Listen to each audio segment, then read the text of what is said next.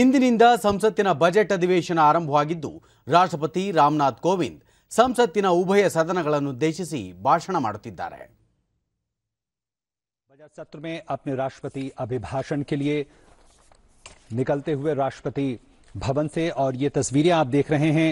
ಇದಕ್ಕೂ ಮುನ್ನ ರಾಷ್ಟ್ರಪತಿ ರಾಮನಾಥ್ ಕೋವಿಂದ್ ಅವರು ಸಾಂಪ್ರದಾಯಿಕ ರೀತಿಯಲ್ಲಿ ತಮ್ಮ ಅಂಗರಕ್ಷಕ ಪಡೆಯೊಂದಿಗೆ ರಾಷ್ಟ್ರಪತಿ ಭವನದಿಂದ ಸಂಸತ್ ಭವನಕ್ಕೆ ಆಗಮಿಸಿದರು।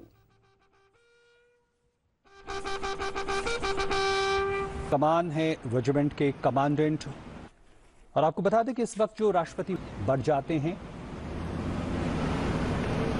राष्ट्रपति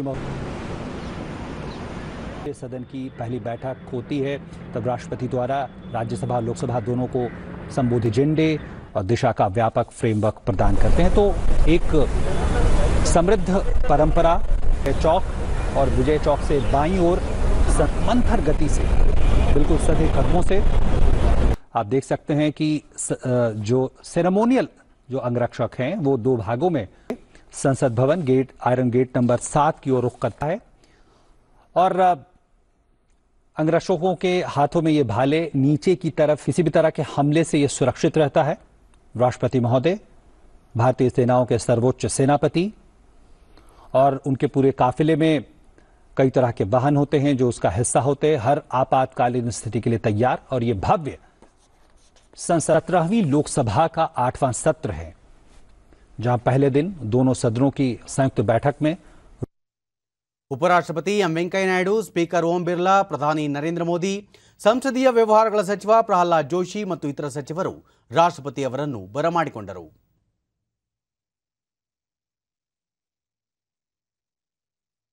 ಇದೀಗ ನೇರ ಪ್ರಸಾರ ವೀಕ್ಷಿಸುತ್ತಿದ್ದೀರಿ।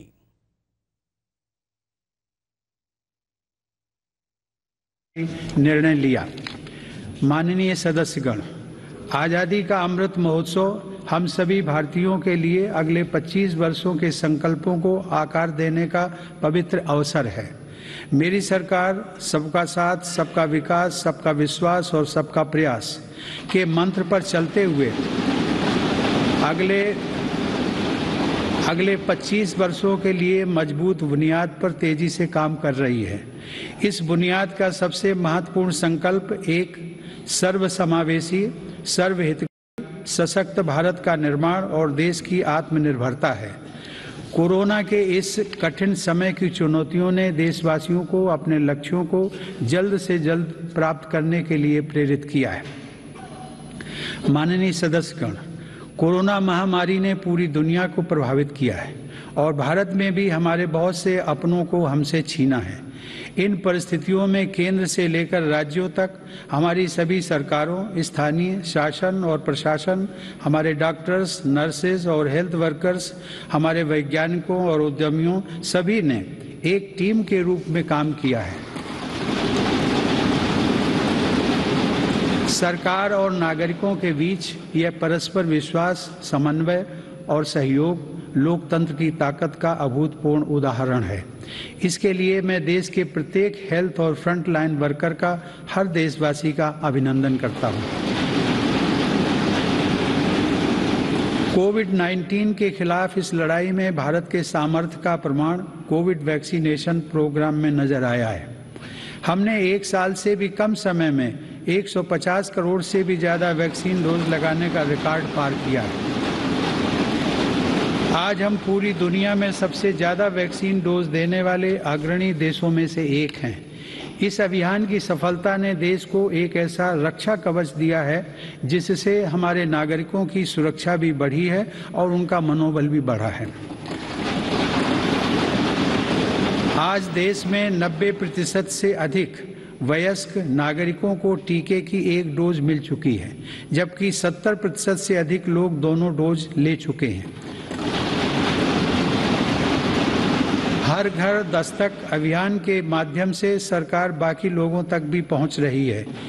इसी माह वैक्सीनेशन प्रोग्राम में 15 से 18 वर्ष तक के किशोर किशोरियों को भी शामिल किया गया है।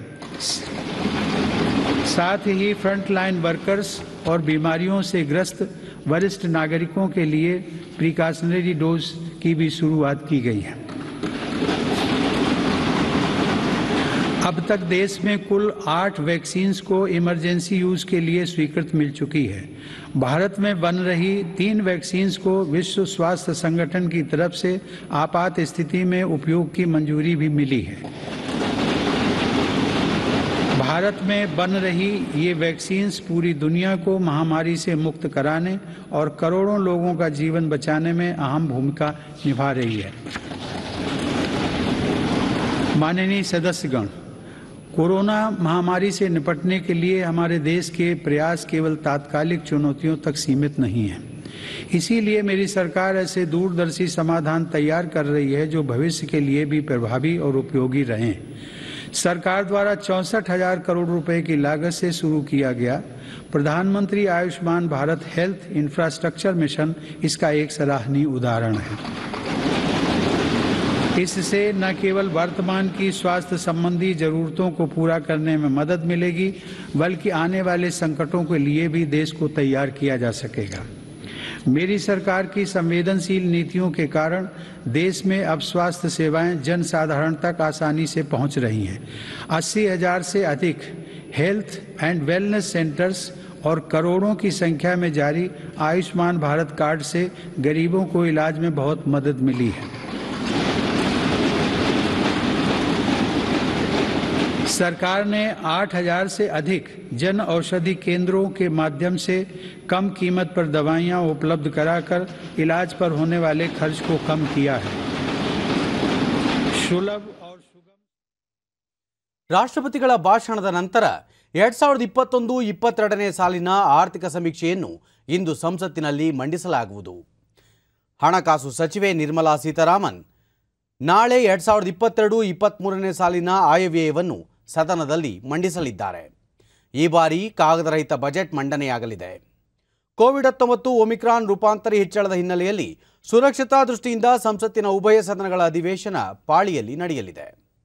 ರಾಜ್ಯಸಭೆಯ ಕಲಾಪ ಬೆಳಗ್ಗೆ 10ರಿಂದ ಮಧ್ಯಾಹ್ನ 3 ಹಾಗೂ ಲೋಕಸಭೆಯ ಕಲಾಪ ಸಂಜೆ 4ರಿಂದ ರಾತ್ರಿ 9 ಗಂಟೆವರೆಗೆ ನಡೆಯಲಿದೆ. ಬಜೆಟ್ ಅಧಿವೇಶನದ ಮೊದಲ ಹಂತ ಫೆಬ್ರವರಿ 11ರವರೆಗೆ ನಡೆಯಲಿದೆ.